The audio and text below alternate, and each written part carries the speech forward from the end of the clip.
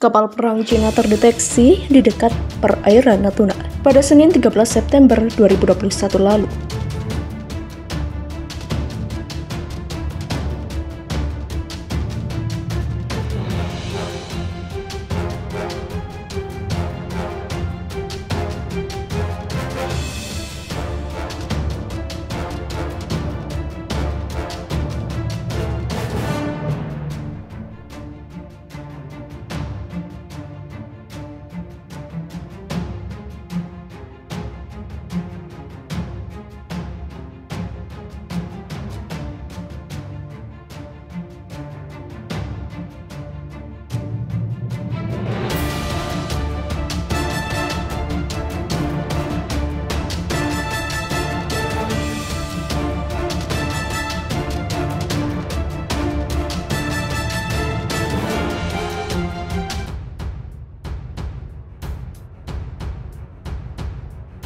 Kapal perang Cina terdeteksi di dekat perairan Natuna pada Senin 13 September 2021 lalu.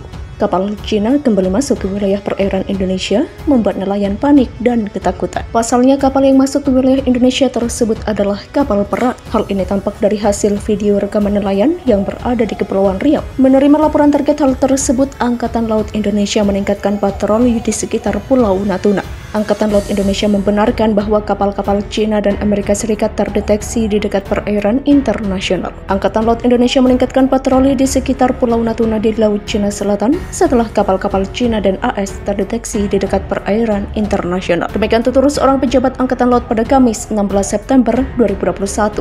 Hasil pemantauan menyebutkan bahwa tidak ada gangguan dari kapal-kapal tersebut. Meskipun tidak ada gangguan, TNI AL telah mengerahkan 5 kapal Angkatan Laut yang dibantu oleh patroli udara. Itu dilakukan sebagai upaya untuk mengamankan daerah di Laut Natuna Utara. 5 kapal Angkatan Laut dibantu oleh patroli udara telah dikerahkan di Laut Natuna Utara untuk mengamankan daerah tersebut. Demikian kata Komandan Armada Barat Angkatan Laut Indonesia Arsyad Abdullah. Arsyad mengatakan tidak ada toleransi terhadap setiap pelanggaran di Laut Natuna Utara. Posisi TNI AL di Laut Natuna Utara sangat tegas dalam melindungi kepentingan nasional di wilayah hukum Indonesia sesuai dengan hukum nasional dan hukum internasional yang telah diratifikasi sehingga tidak ada toleransi terhadap setiap pelanggaran di Laut Natuna Utara. Demikian ungkapnya. Diketahui pada tahun 2017 Indonesia mengganti nama menjadi Utara Zona Ekonomi Eksklusif. Indonesia mengganti nama bagian utara zona ekonomi eksklusifnya di Laut Cina Selatan menjadi Laut Natuna Utara. Hal ini merupakan upaya melawan ambisi teritorial maritim Cina. Peristiwa Senin lalu diketahui adalah buntut dari peristiwa yang terjadi awal Januari tahun 2020 lalu. Saat itu sebuah kapal penjaga pantai Cina dan kapal penangkap ikan yang menyertainya memasuki Laut Natuna Utara. Kejadian tersebut mendorong Indonesia untuk mengirim jet tempur dan memobilisasi nelayannya sendiri. Saat ini, nelayan kecil nan rentan menyaksikan kapal Coast Guard hingga kapal perang Cina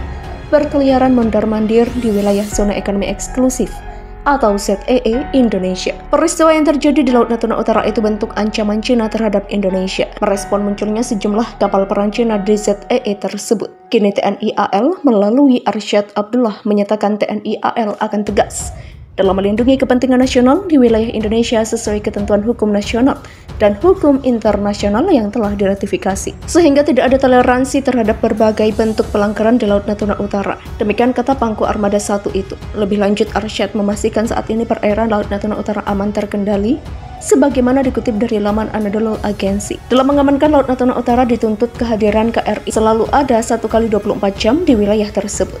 Demikian tutur Arsyad. Sebelumnya, dari berbagai sumber dikabarkan bahwasanya nelayan Indonesia melihat sejumlah kapal perang Cina di zona ekonomi eksklusif atau ZEE Indonesia di Laut Natuna Utara pada 13 September lalu. Salah satu kapal tersebut yakni kapal destroyer Kunming 172. Bahkan, nelayan tersebut mengaku ketakutan melihat kapal perang yang mondar-mandir di Laut Natuna. Sementara itu, menyikapi hal tersebut, Wakil Ketua MPR RI Syarif Hasan mendukung upaya penguatan Badan Keamanan Laut atau Bakamla dalam berbagai aspek, seperti sumber daya manusia, dukungan anggaran dan infrastruktur untuk mengatasi persoalan keamanan laut Indonesia. Penguatan Bakamla tidak boleh hanya terbatas pada aspek kelembagaan semata, namun harus nyata terlihat pada dukungan anggaran, sarana prasarana dan peremajaan teknologi pendukung dalam menjalankan tugasnya sebagai penanggung jawab keamanan laut. Demikian kata Syarif dalam keterangannya di Jakarta pada Selasa. Hal itu dikatakan Syarif menyoroti keamanan kawasan di perairan Natuna yang sering dimasuki kapal dari negara lain, terutama dari Vietnam dan Cina. Menurut dia, persoalan tersebut telah menjadi tantangan klasik yang dihadapi Indonesia yang sampai sekarang belum dapat ditangani optimal. Syarif mengatakan ancaman kedaulatan Indonesia dan pencurian sumber daya kelautan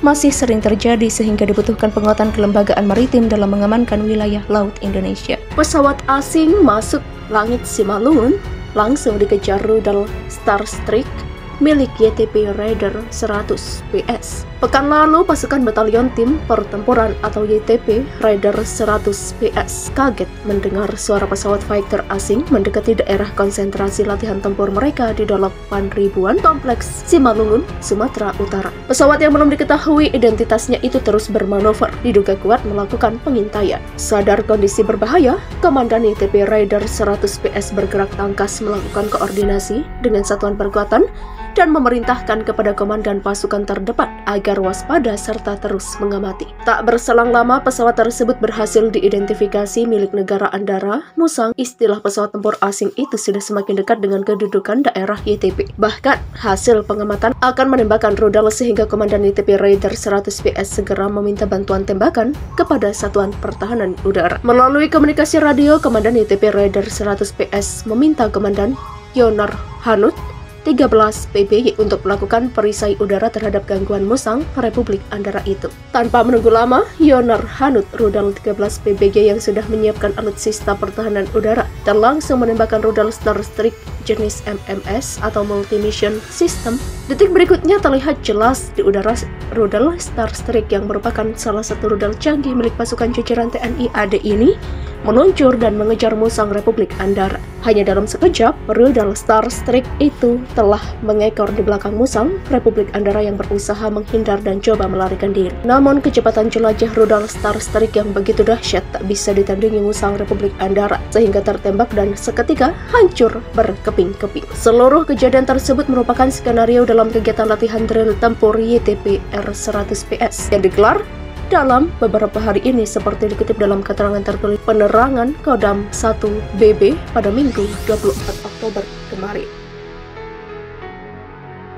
Kasal Laksmana TNI Yudo Margono pimpin langsung penyerbuan kapal perang TNI AL ke wilayah musuh di Laut Jawa. Setelah dilepas, kapal staf Angkatan Laut Laksmana TNI Yudo Margono SEMM, unsur-unsur kapal perang Republik Indonesia atau KRI yang tergabung dalam latihan operasi amfibi atau LATOPS FIP TNI AL tahun 2021 memasuki tahap gerakan menuju sasaran 1 GMS-1. Dalam rangka menuju daerah pendaratan harus melewati rintangan dari serangan musuh di tengah laut berupa serangan dari bawah air, permukaan, dan udara. Demikian salah satu skenario LATOPS FIP TNI AL di Dabo, Singkep tahun ini. Manuvra dalam GMS-1 ini sejumlah KRI melaksanakan kegiatan antara lain Anti-Submarine Warfare Exercise, Air Defense Exercise, dan sasaran simulasi formasi pesut TNI AL Bonanza, Anti-Air Rapid Open Fire Exercise dengan simulasi serangan udara musuh, dan Anti-Surface Warfare Exercise. Kegiatan serial latihan ini disaksikan langsung Kepala Staf Angkatan Laut atau Kasal, para pejabat utama Mabesal, dan para Pangkotama TNI AL serta rencananya anggota DPR RI dari Komisi 1 akan on board di kapal markas KRI Makassar 590. Kapal Perang Republik Indonesia atau KRI yang tergabung dalam latihan operasi amfibi atau LATOPS FIP TNI AL tahun 2021 memasuki tahap gerakan menuju sasaran 1 GMS-1 Puspen TNI AL. Menurut Kepala Staf Angkatan Laut atau Kasal Laksmana TNI Yudo Margono SEMM bahwa TNI AL yang menganut sistem senjata armada terpadu atau SSAT, di mana hal ini syarat terhadap teknologi heavy of technology, baik teknologi kapal perang, pesawat udara, kendaraan tempur marinir. Konsekuensinya SDM TNI AL harus mumpuni.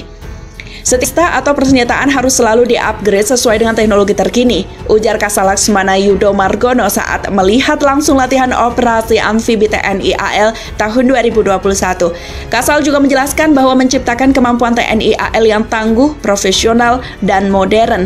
Peran SDM merupakan kunci utama. Kasal Yudo Margono mengatakan TNI AL yang tangguh, profesional, dan modern. Peran SDM merupakan kunci utama, mengingat filosofi TNI AL bukan manusia yang dipersenjatai, tetapi senjata yang diawaki. Untuk itu manusianya SDM harus adjustable, cepat menyesuaikan dengan persenjataan